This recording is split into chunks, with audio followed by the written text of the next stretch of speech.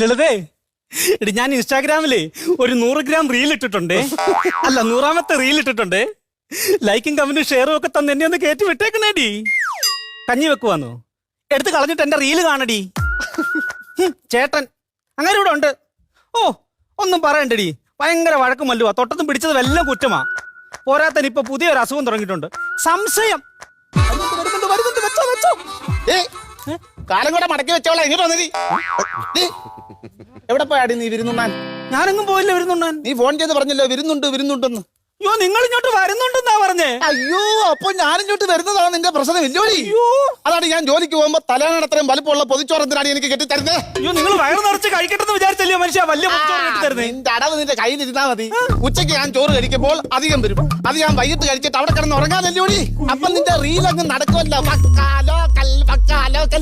നിനക്ക് വേണ്ടി ഏതോ തമിഴിന് എഴുതി തന്ന പാട്ട്.